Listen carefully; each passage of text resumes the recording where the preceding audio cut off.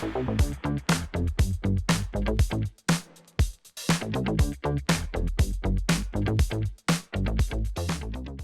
to Signal Paths. I'm Doug. And I'm Ryan. And today we're going to talk a little thing about high-res recordings and if they are always the right choice when listening. Yeah, so this was a topic that is actually a question from one of my clients, Craig.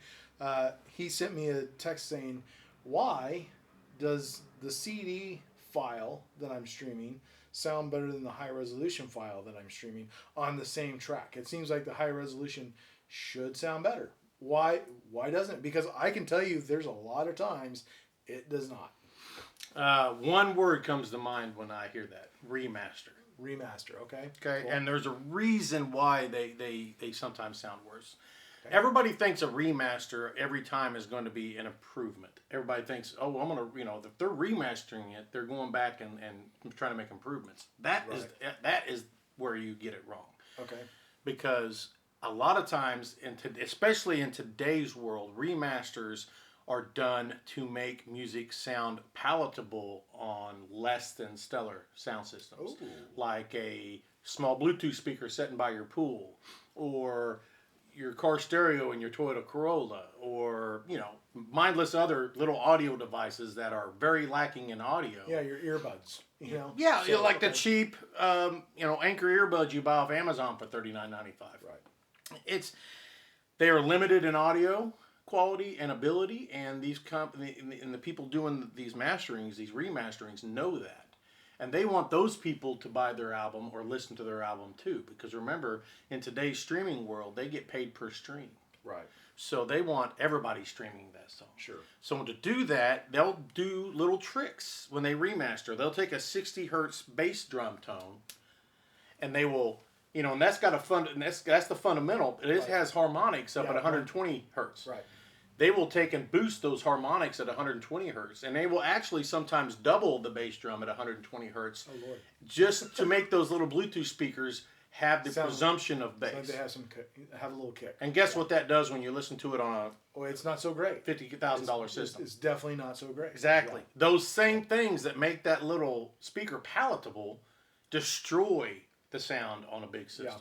Yeah. And really, one thing we know about recordings, you can listen to CD, you can listen to high resolution of maybe different recordings, and you go, man, that CD recording just sounds better. Why? Well, the simple answer is the recording engineer did a whole lot better job recording that. They know how to mic. They know how to do a lot of things that apparently the guy that was doing the high resolution file didn't know how to do. Well, what I've learned through the high res, the big push for high res, is that high res within itself is not bad. Right. It's the intentions of the mastering engineer that made the remaster. Yeah.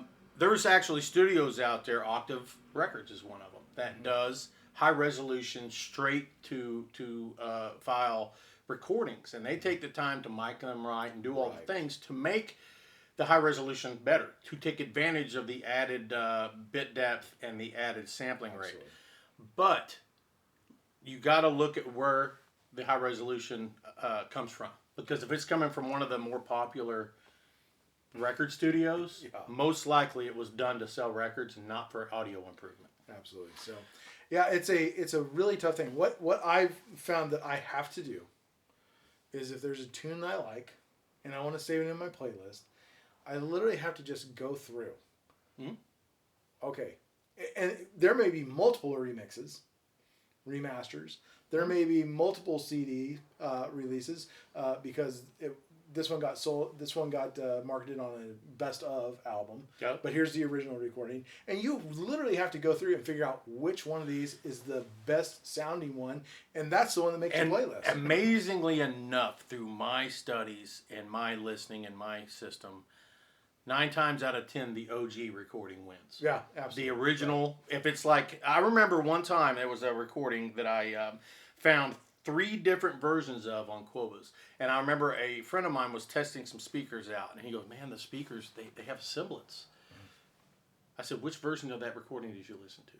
So I took and loaded that recording up into my system, and it had sibilance. And I know my system doesn't have sibilance. Right. So I found 2 other versions that don't have sibilance. And the other ironic thing about that is the one that has sibilance had the left and rights reversed as well. So, Oh, wow. So the brushes on the drums, the cymbals, were happening in total opposite. Wow. So there's, I mean, like I'm saying, watch the version you're listening to, and don't always blame your system. Don't always blame. Sometimes it's the remastering. And when I see remaster, look where it's coming from, and that will tell you usually the reason why it's remastered. And if it's a quality studio, Chesky Records, something like that, they don't do remasters. But I'm saying, you know, a quality audiophile labeled studio, the remaster might be done to improve the sonics. Right. But most of the time, remasters are done to make things palatable on little Lesser systems. Yeah, on little pool speakers, and they're not doing you any favors in your system. Wow. All right. Well, it's a tough topic to deal with, and it's actually a really frustrating topic to deal with. Well, and people get way over concerned with high res. Let me tell you something. The way DACs have came up and the way they've improved in the last 10 or 15 years, CD quality is excellent. It gives you pretty much all the resolution you really need. Right. But it sure is nice. It sure is nice when they comes out in high res and it just yes, and it's just hard to find that. Absolutely. I mean, it is hard to find. When you do find it, hang on to it. Yep, that's right. Save it to your playlist. But Love it's it, just cherish it. yeah. Listen to it as a reference. Yeah, and most people don't realize what they're listening for with high res that separates it from CD. If you take equal, really good recordings, and you play the CD quality and the high res back, generally the things that are better in the high res versions are not things that are that apparent. Yeah. It's usually leading edges, trailing edges of instruments. Right. Exactly. Like you hit a ride cymbal and let it ring out. Yeah. On a high res recording, that ring out will happen you get a lot and more naturally. Yeah. It's things that most listeners, or at least the good populace of the listeners, don't even listen for. Yeah, exactly. So don't expect when you just play the high res version to go, oh, this is a whole new world. It's not like that. It's very subtle. Yeah, and don't be upset with your system when it's not everything you hoped it would be. Exactly, because the CD might be. I would say good. probably 75% of the cases when I see remaster, it's terrible. Right. Yeah. So your best bet is to, if you're doing classic tracks, say 70s, 60s, whatever. Yeah. Try to find the original. Yeah. That usually will serve you good. All right. Well, we'll have more topics for you guys next week. I'm Ryan. I'm Doug. And this is Signal Pass.